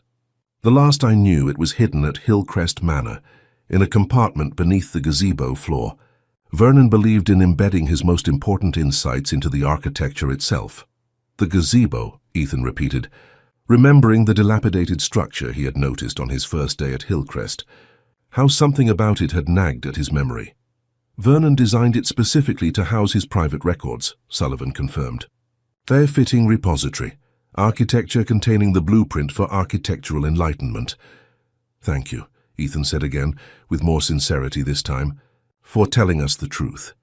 The truth is essential to understanding, Sullivan replied, and understanding is essential to transformation. His alert eyes moved from Ethan to the twins, lingering on them with disconcerting intensity. These young women remind me of you at their age, Ethan. Curious, perceptive, sensitive to spatial nuances. Vernon would have seen potential in them. Sarah immediately stepped between Sullivan and her nieces, her posture protective. Stay away from my girls, she said, her voice low and dangerous. Sullivan raised his hands in a placating gesture. Merely an observation, Miss Carter. The trials ended with Vernon's generation. Russell maintains the records, but the active implementation of the methodology ceased decades ago. He smiled faintly. Though some might wish to revive it, to continue Vernon's great work. That will never happen, Ethan said firmly. Vernon's great work was abuse disguised as architecture, trauma masquerading as enlightenment. It ends now. They left Sullivan's room quickly after that, Ethan ushering Sarah and the twins through Cedar Grove's cheerful hallways with barely concealed urgency. Only when they reached Sarah's car in the parking lot did they pause to breathe, to process what they had learned. Do you think he was telling the truth? Lily asked, her usual enthusiasm dampened by Sullivan's disturbing revelations. About your father visiting him? About the observation room at Hillcrest? I think so, Ethan replied grimly. Sullivan seemed proud of his role in Vernon's work, eager to share his knowledge. I don't think he was lying. Then your father might have been watching you in that attic, Emma said, her logical mind connecting the implications. Might have reactivated the trap mechanism, specifically to subject you to another trial. And might be the one who left that threatening note, Sarah added. Warning you away when you began investigating the past, connecting with us. We need to check the observation room, Ethan decided. And the gazebo. If Sullivan is right, if there's evidence my father has been involved, has been monitoring me. We'll need help, Sarah said firmly. I'm calling Frank Morris. She pulled out her phone, which showed several missed calls from Ethan. You tried to reach me? Russell warned me that Sullivan might be dangerous, Ethan explained. I was worried about you and the girls. Sarah's expression softened. We were fine. Sullivan is disturbing, but physically harmless at his age, and Cedar Grove has staff everywhere. She dialed Frank's number, briefly explaining the situation and requesting his presence at Hillcrest Manor. He'll meet us there in 20 minutes, she reported, after ending the call. The drive to Hillcrest passed in tense silence, each of them processing Sullivan's revelations in their own way. Ethan found his mind returning to the gazebo, to Sullivan's claim about Vernon's private journal being hidden there. If true, it might contain insights into Vernon's true motivations, into the full extent of the trial methodology that had shaped Ethan's life. Frank Morris was waiting in his pickup truck when they arrived at Hillcrest, his weathered face serious as they approached. "Got here as quick as I could," he said by way of greeting. "Sarah mentioned something about an observation room in the basement." Ethan nodded. According to Sullivan, Vernon built monitoring systems into his trial spaces. The control point for Hillcrest should be behind a false wall in the basement's east side. "And you think someone, possibly your father, has been using it recently?" Frank clarified. "Sullivan said my father visited him 6 months ago, asking specifically about Hillcrest's systems," Ethan confirmed. "The timing aligns with my decision to return to Millfield, to purchase property here." Frank's expression darkened. "If James has been back in town, monitoring you without your knowledge, that crosses several legal boundaries. Invasion of privacy at minimum. Let's find out what's down there before we decide on next steps," Ethan suggested, leading the group toward the house. The basement of Hillcrest Manor was damp and musty, filled with the accumulated debris of decades, old furniture, discarded appliances, cardboard boxes of forgotten belongings. The east wall, as Sullivan had indicated, contained what appeared to be a storage closet with a heavy wooden door. "This looks promising," Frank commented, examining the door. "Solid oak, newer than the surrounding architecture. A replacement, perhaps. Or a disguise," Ethan suggested. He pulled the door open, revealing what initially appeared to be a simple closet filled with cleaning supplies and old paint cans. "Sullivan said there's a hidden room behind this." Frank ran his hands along the back wall of the closet, pressing methodically in different locations. False walls usually have a release mechanism, a pressure point or hidden latch. After several minutes of searching, Emma spoke up from where she had been examining the floor. "Look at this," she said, pointing to a slight discoloration in the wooden boards. "This section of flooring is newer than the rest. And there's a small indentation here, see?" Frank knelt beside her, examining the spot she indicated. "Good eye, Emma. This could be our access point." He pressed firmly on the discolored board, which gave slightly under pressure. A soft click came from the back wall of the closet, and a section of the wall swung inward, revealing a dark space beyond. Ethan's heart raced as Frank illuminated the hidden room with his phone's flashlight. The space was small, perhaps 6 feet square, and contained a desk with monitoring equipment that looked decades old, analog recording devices, switchboards, and a bank of small black and white monitors. Most significant, however, was the evidence of recent use. A modern laptop computer sitting amid the vintage equipment, connected to the older systems through a series of adapters. "Someone has updated the monitoring capabilities," Frank observed, carefully entering the room. "Bridged the gap between Vernon's original systems and current technology." "Is it active?" Sarah asked, peering over his shoulder. Frank examined the equipment. "The power is on, and this recording unit appears to be functioning." He gestured to a digital video recorder connected to the laptop. This setup could capture footage from cameras throughout the house, storing it locally and potentially uploading it remotely. Ethan felt a profound violation, knowing that someone, likely his own father, had been secretly monitoring his movements in Hillcrest. "Can you tell if it's been accessed recently?" Frank checked the laptop, which was password protected but displayed a login timestamp on the lock screen. "Last login was 3 days ago, according to this, right around the time you were trapped in the attic." "So someone was watching," Lily said, her voice small with the realization. "Someone saw Ethan trapped up there and didn't help. Or someone caused him to be trapped and observed the results," Sarah added grimly. Frank continued examining the room, his former detective's instincts evident in his methodical approach. "There's something else here," he said, opening a drawer in the desk. He carefully removed a leather-bound notebook and several USB drives labeled with dates. "Documentation and digital recordings." The notebook contained handwritten entries in a precise, architectural hand that Ethan recognized from the journal Russell had shown him. Vernon's handwriting, continuing in this hidden room decades after his death. But the later entries were in a different hand, one that sent a chill through Ethan. He recognized his father's handwriting from years of terse birthday cards and formal notes. The most recent entry was dated just 4 days earlier. Subject has returned to Hillcrest as anticipated. Attic trial mechanism activated and confirmed functional. Observation systems updated and remote monitoring established. Phase 2 of third-generation integration protocol prepared for implementation. Vernon's vision continues. My father, Ethan said quietly, showing the entry to the others. He's been here in this house watching me, planning some Phase 2 of Vernon's protocols. This is evidence of criminal activity, Frank said firmly. Invasion of privacy, illegal surveillance, potentially false imprisonment, if he deliberately trapped you in that attic. He carefully placed the notebook in a plastic bag he retrieved from his pocket. We should contact the Millfield Police Department, file a formal report. Not yet, Ethan said, surprising the others. There's one more place we need to check first. Sullivan mentioned Vernon's private journal might be hidden in the gazebo out back. Frank looked skeptical, but nodded. Lead the way. The gazebo stood in the overgrown garden behind Hillcrest, its white paint peeling and several boards rotting from exposure to the elements. Yet its basic structure remained sound, a testament to Vernon's architectural skill. Ethan approached it cautiously, feeling as if he were completing a circle begun decades ago. Sullivan said there's a compartment beneath the floor, he explained, stepping carefully onto the gazebo's wooden planks. Something about Vernon embedding his insights into the architecture itself. The center of the gazebo floor featured a circular inlay, a decorative element that might have appeared purely aesthetic to casual observation.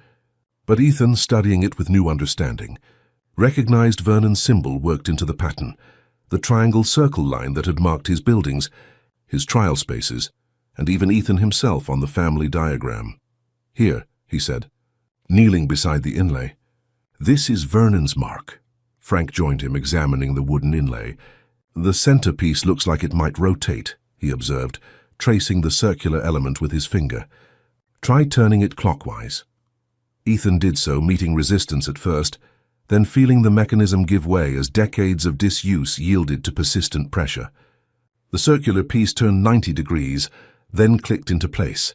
A section of the gazebo floor, about 2 feet square, lifted slightly, revealing a hidden compartment beneath.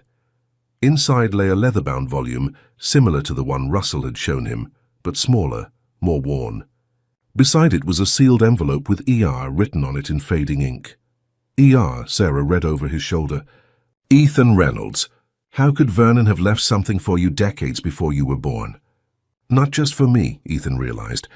For any Reynolds with those initials who found their way to this place. Vernon was planning for future generations, setting puzzles that only those with architectural sensitivity would solve. He carefully removed the journal and envelope from the compartment. The journal's cover bore no title, no symbol, just years of wear that had softened its leather binding. The envelope was sealed with wax impressed with Vernon's triangle circle line mark. Should we open these here? Sarah asked, glancing at the darkening sky.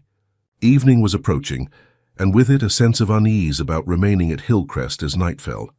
No, Ethan decided. Let's take them back to your place.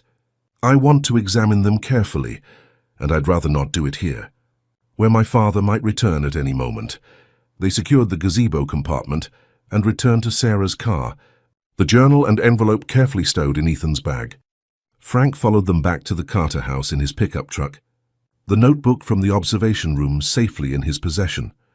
At Sarah's kitchen table, with mugs of hot tea to ward off the evening chill, Ethan finally opened Vernon's private journal.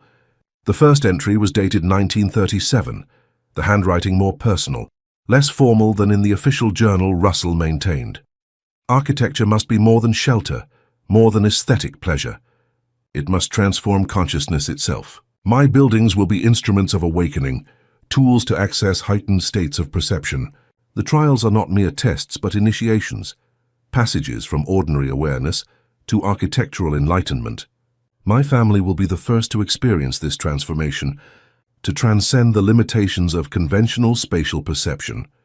Ethan read selected passages aloud, the group falling silent as Vernon's true ambitions became clear.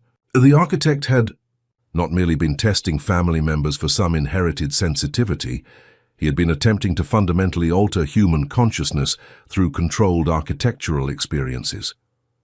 The trials were designed as progressive initiations into what Vernon called spatial enlightenment, each more intensive than the last.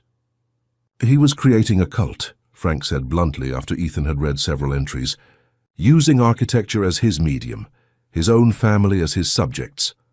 And my father has continued his work, Ethan added grimly, turning to the last written page of the journal. There, in his father's handwriting, was an entry dated just 2 months earlier. Preparations complete for E's return to Millfield. Hillcrest acquired through third-party channels as planned. Observation systems updated. Trial spaces reactivated. Vernon's ultimate space designs reviewed and construction specifications finalized. The third-generation protocol will reach its culmination at last. Ultimate space, Sarah repeated. Sullivan mentioned that Vernon's final design meant to permanently alter consciousness. And my father has the plans, Ethan realized, has been preparing to implement them.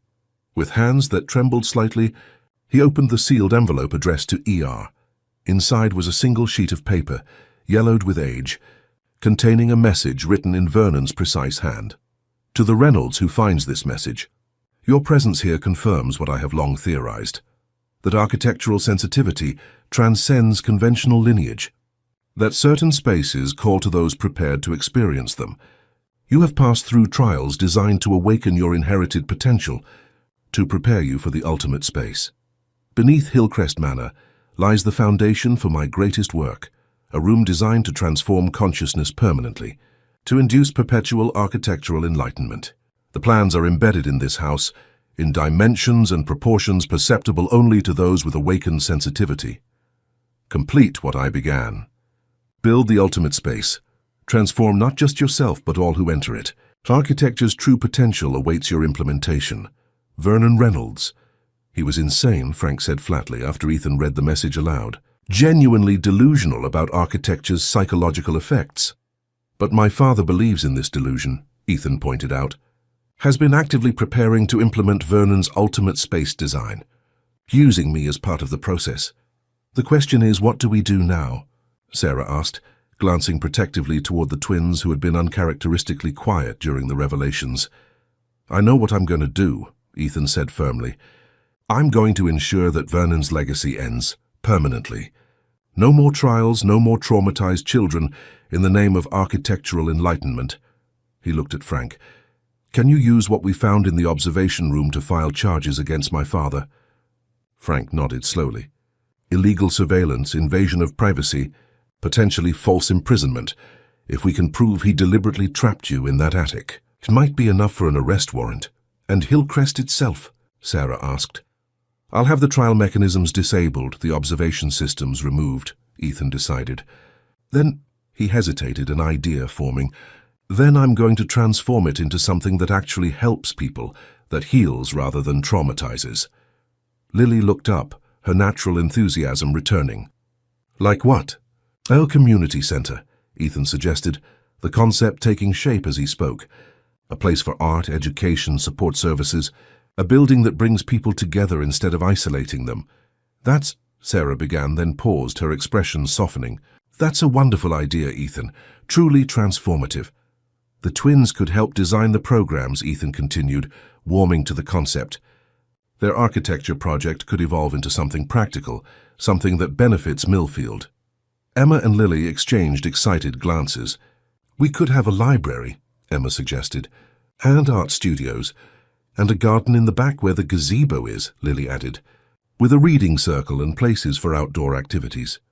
Ethan felt something shift inside him, a weight lifting, a sense of possibility replacing the anger and confusion that had driven him since his return to Millfield.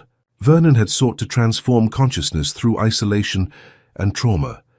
Ethan would transform his legacy into something healing, something that connected rather than separated. It won't be easy, Frank cautioned. Your father won't simply abandon Vernon's work, especially not if he's been planning this for months or years. I know, Ethan acknowledged.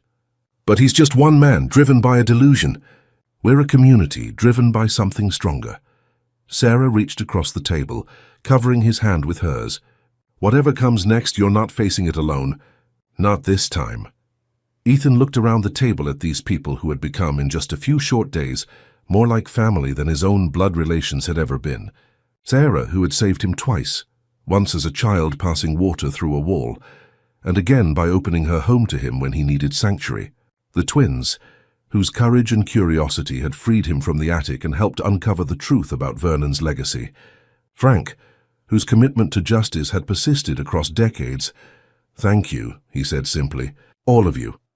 Outside, darkness had fallen over Millfield, but for the first time since his return, Ethan felt no accompanying anxiety.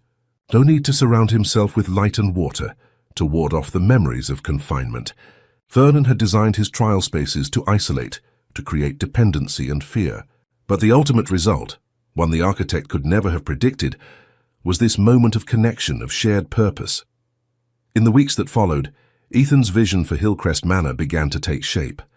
The police, armed with the evidence from the observation room, issued an arrest warrant for James Reynolds, though he had already fled Arizona by the time they arrived. Russell, confronted with evidence of his complicity in maintaining Vernon's trial spaces, retreated into stubborn silence, refusing further contact with Ethan or the authorities. Contractors stripped Hillcrest of its monitoring systems and trial mechanisms, replacing hidden cameras with warm lighting, trapdoors with secure passages. The attic room where Ethan had been confined was transformed into a bright art studio, with large skylights that eliminated any sense of enclosure. The basement observation room became a computer lab for community use. On a crisp autumn morning, 3 months after his arrival in Millfield, Ethan stood on the front steps of the renovated Hillcrest Community Center, preparing to cut the ribbon for its official opening. Beside him stood Sarah, their relationship having deepened from friendship to something more intimate as they worked together on the center's development. The twins, now the center's youngest board members, waited eagerly to guide the first visitors through the transformed space. Frank Morris stood in the front row of the gathered crowd, alongside Martha Wilson, the social worker who had helped design the center's support programs, and George Miller, the local grocer who had donated generously to stock the center's kitchen for cooking classes. Hillcrest was designed by Vernon Reynolds to isolate, to control, to subject people to what he called architectural trials. Ethan began, addressing the assembled community members. "Today we reclaim this space for connection, for growth, for healing." He glanced at Sarah, who nodded encouragingly, her hand finding his in a gesture that had become natural over the past months. "Architecture shapes our experiences, our perceptions, our relationships," Ethan continued. "Vernon understood this power but used it to cause harm. Today we use it to create something better, a space where everyone belongs, where no one is trapped or isolated, where architecture serves human needs rather than controlling them." With a final glance at the transformed facade of Hillcrest Manor, its fresh paint and welcoming entrance replacing the forbidding exterior he had first encountered, Ethan cut the ribbon. The crowd applauded as the doors opened, revealing the bright open interior where walls had been removed, windows enlarged, light welcomed in from every angle. "Ready?" Sarah asked quietly as the visitors began to file inside. Ethan nodded, feeling a sense of peace he had never expected to find in Millfield. "Ready." Together they entered the building, not as prisoners of Vernon's architectural vision, but as architects of something new, a legacy of connection that would endure long after the memories of trials and trauma had faded into history. In the main hall, a mural painted by local artists depicted a gazebo surrounded by flowers, with children reading and playing beneath its open structure. And in the center of the gazebo floor, almost unnoticeable unless one knew to look for it, was a small geometric pattern, not Vernon's triangle circle line, but a new symbol Ethan had designed, a circle broken open, with lines radiating outward like light. Architecture transformed not to control but to liberate, not the end of a story but the beginning of one.